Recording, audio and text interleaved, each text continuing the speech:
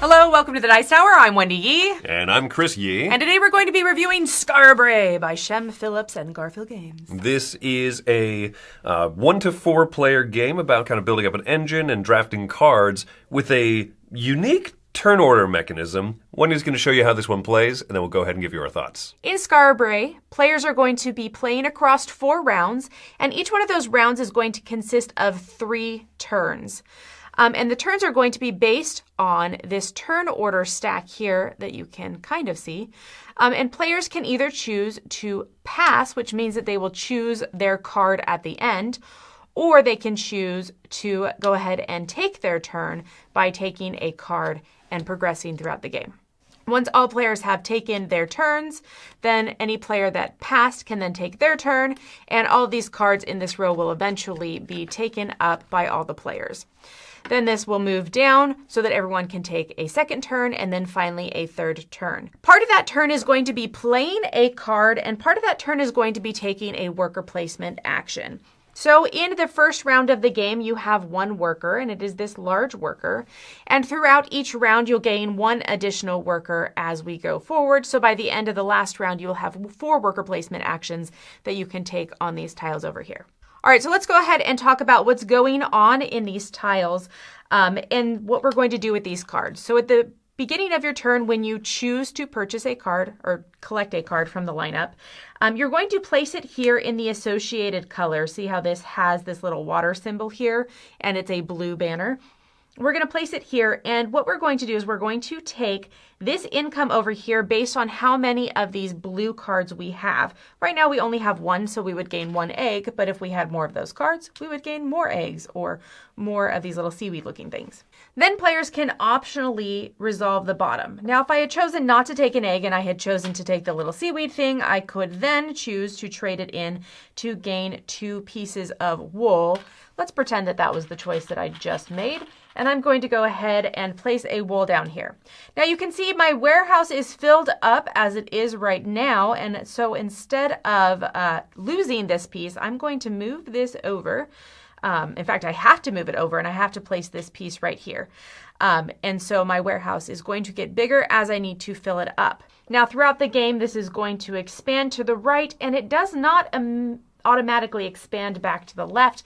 That is going to be something that will have to happen later with a cleaning action. But before we get to all the actions, including that cleaning action, let's go ahead and talk about what else happens at the end of a round. So in the round, we take our turn, we pick our card, we go ahead and we resolve by placing our settlers and our little workers down here. And then at the end of the round, we have to pay 1 of these little cook fire food icons, or little tokens, for every player that doesn't have a roof over their head. Now there are some cards in the game that are these roof cards, and these will just tuck down under here and just kind of hang out. They're worth points at the end of the game. Also at the end of the round, depending on where this slider is, will determine how much Midden is going to have to be added to your warehouse. And this is essentially poop.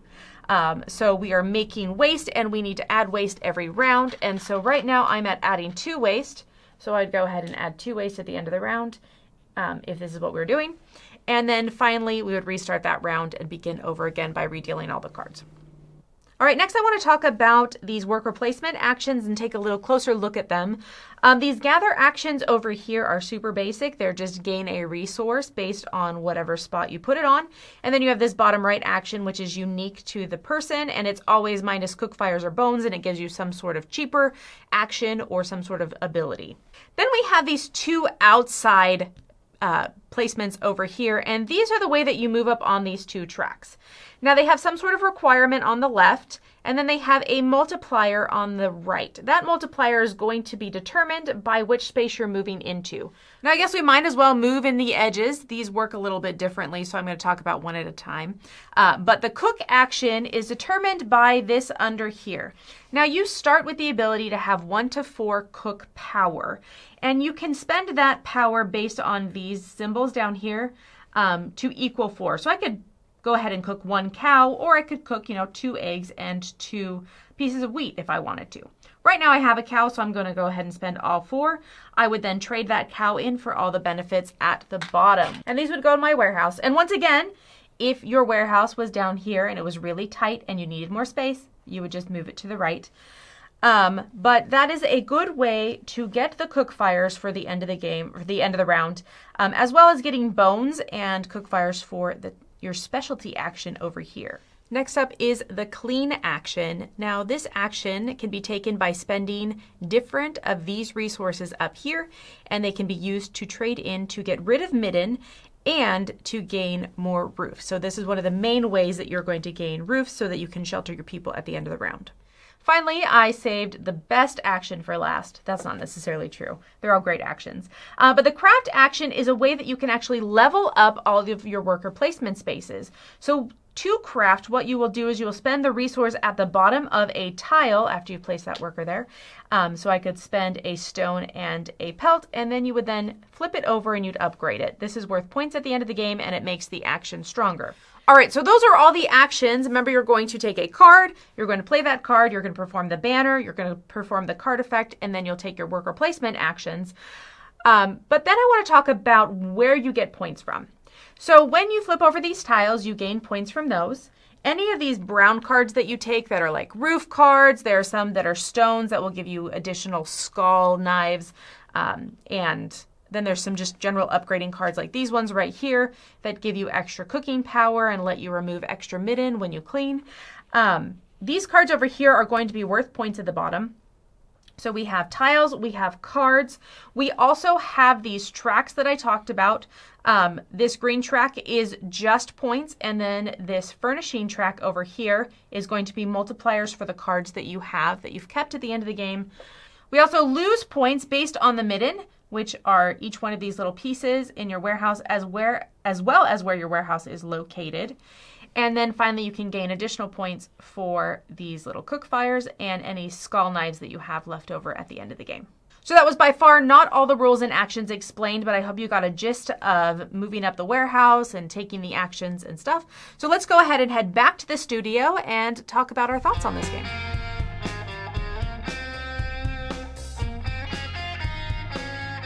One thing I really appreciate about Shem Philip Games is that he takes a mechanism that we all know and we love, and then he kind of changes it up a little bit, and he finds a new way to view it and play with it. And I feel like in Skara Brae, he does that with the resource management. So there's plenty of games where you change resources for more resources of other resources, but that track of moving your warehouse and making it open, like more open, and then getting that midden that gets in the way and gums it up and is negative points. I feel like that is his nice little twist in this game. And I just love seeing that. It's so funny that you're like, oh, resource management game, I'm going to turn everything into so much more. One cow turns into like 5 things. Heck yeah. Oh, that's bad.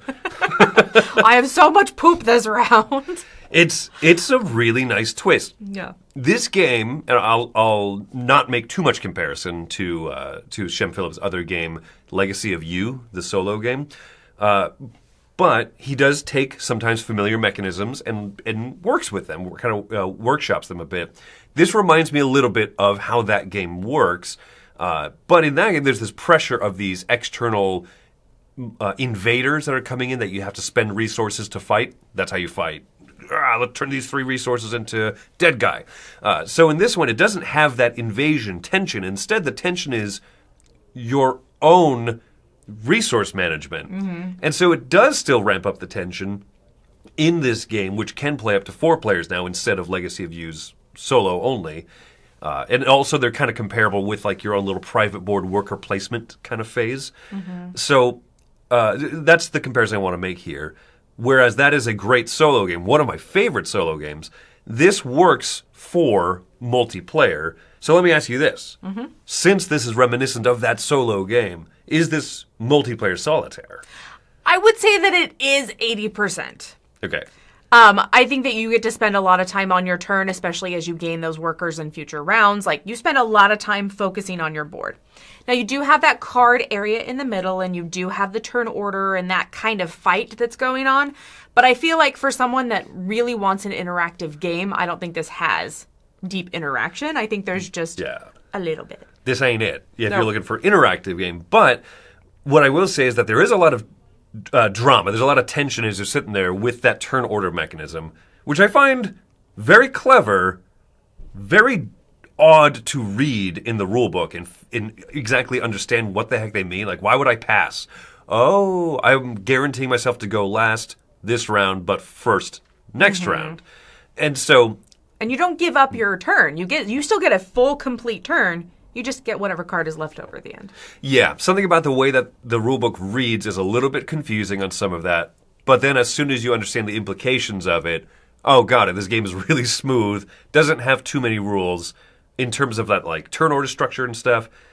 There's a lot of action spaces to have to explain, and that's all at the end of the rulebook there. So it's an odd read, but it comes together nicely. Everything is explained. One thing that I really appreciate about that, too, is that because of the way the turn order tracker and the drafting of the card that happens first, everyone gets to take their actions nearly simultaneously. Yeah. Right? I pick a card, I start my actions, you pick a card, you start your actions. And so when you have 4 workers and you're going, like everyone's doing that at the same time. That's true. Yeah, and the rules say really explicitly, which I love, right? As soon as someone takes their card from the middle market, they start doing their little worker placement thing. The next person does not have to wait on them for any reason, because no card they take this round is really going to affect the remainder of this round. But once everyone is gone, okay, now we're on to the second draft of the round. Yeah, you can look around the board and say that does matter, right? And everyone has a second to kind of take it all in. Right, that's why this is not fully multiplayer solitaire. I agree with your 20%. Right? There's a little bit of interaction.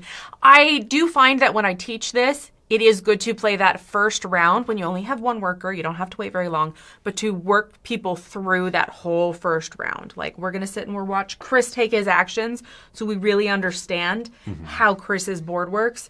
We're going to move over to mine board, which is 90% the same, and I'm going to take my action. And so I really appreciate that. I also like that little tiny change where everyone has their unique tile because it focuses you in a direction for strategy. You don't have to really do much with it, but you can. And so I love that it puts people in different directions so not everyone's trying to fight for the same stuff. Yeah. At the end of the day, people still will be fighting for certain cards, and so you got to play into that turn order mechanism. I keep bringing it up because it really reminds me of a different way of doing the King Domino type thing where you can choose a thing, but you know you're going to go last this round, or you can choose not a great thing, but you guarantee yourself going first next round. Yeah. It has that same type of feeling to it, which I like. And the structure of the game is simple. Take a card, do worker stuff. The other thing I really appreciate is, and I think to your point that you made earlier, as the game ramps up, you're getting more workers. Second round, you have 2 workers. Third round, you have 3 workers. Fourth, 4. But it doesn't feel like one of those games that elongates because everyone's still doing stuff simultaneously, because you're really familiar, you're really honed in on your strategy by the last round of the game. So you probably have a good idea of what you're doing with at least 3 of your workers going into that turn. And then you go, oh, but what can I do with this? Ooh, get a little surprise there, right? There's still that excitement, but it doesn't... So many games that are like, here's another worker. You're like, oh no, we're 2 rounds out of 4, but we're only a quarter of the way done with the time of the game. No, this one keeps moving breezily. I do think that the actions are a lot of fun. The basic action tiles and then the ability to upgrade them and just get more and getting discounts and more awesome actions. I love that so much. I also think it's really interesting when we talk about how Shem just kind of switches up mechanisms a little bit. You do have to feed your workers, you have to feed your cards, your people, but you have the option of getting those shelters. And so you're like, okay, I can focus in on getting those shelters and protect more. And then when I cook and I get food, but then I also get bones and I get leather and I get, you know what I mean? You get all those other things. And so once again, it's just, he's got some cool stuff in here. I very much have enjoyed this. Do you think you're ready for your final thoughts on this? Yeah, I think so, right? I really enjoy this game. I have so few little, just little complaints here and there. I wish that, for example, you can upgrade all of your action tiles. So yeah, I wish that it was a little bit easier to remember what's on the other side of that tile. That maybe in the corner there was a little gray box that was this is what the extra you'll get if you flip it. Little things like that, because I do sit there, I fiddle with it. What is this one upgrade again? I wish that it was in a bigger box. but that's my complaint for most of these. Because I want to be able to have things to hold those resources stored in the box. And it's really hard. We've done the best we can with the Dice Tower library copy, but it is like 3 containers full of 3 different resources each, and it's very, like, lots of pieces. Yeah. I don't know. I like that the whole Ancient Anthology series is in these small little boxes. Does kind of remain in these boxes, yeah. And if you just bag it, there's plenty of room.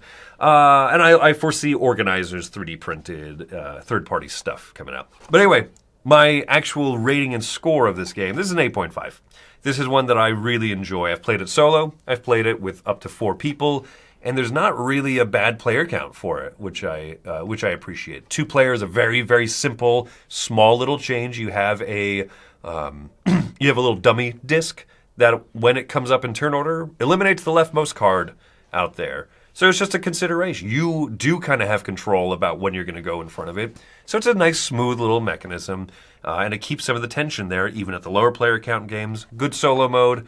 I'm sure that'll be covered separately, but I have a lot of fun. Are there too many resources? Well, sometimes it's hard to keep track of, like, okay, I have these seashells or eggs or whatever they are. What are they for? Oh, yeah, this thing over here, right? There's a lot to keep track of. And sometimes you can feel a little bit under the gun where you keep getting more of that midden and you're like, gotta clean. But hey, that's life, right? I saw a guy that went all the way off the track and he brought it back. So yeah, it gives you moments to feel good. Everything's possible. So I'm going to give Skara Brae a 9. This is one that I really love.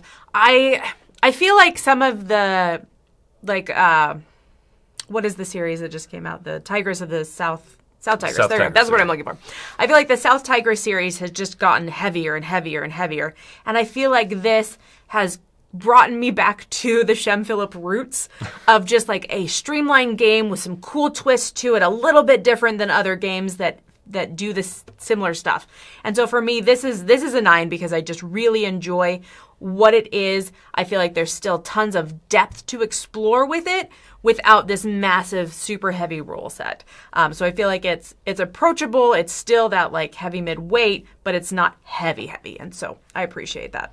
Yeah, there you go. Those are our thoughts on Skara Brae. A high score of a 9, giving this one a seal of excellence from us here. Of course, we're already big fans of the stuff that Garphill Games and Shem Phillips does, but maybe one worth checking out yourself. Thanks for coming out, everyone. I'm Chris Yi. I'm Wendy Yi. Have yourselves a great day. And what? Play with fruit. Oh, okay. Hey everybody, thanks for watching another video from the Dice Tower. Hey, you want to learn more about us, communicate with us? We have a Facebook group, we have a Discord channel, lots of different ways to get involved with the Dice Tower. You can find that in our Linktree link below. So just click that, it will take you and you can communicate with us on Facebook, join our Facebook groups. There's lots of cool things that you can find and become part of the Dice Tower. Thanks so much for watching. I'm Tom Bassett. He ramps it up a little bit, and I feel like I'm still holding this, so I don't want to be holding that the whole time. Cuddling it like a baby. Oh, we're just sweet little Skara Brae.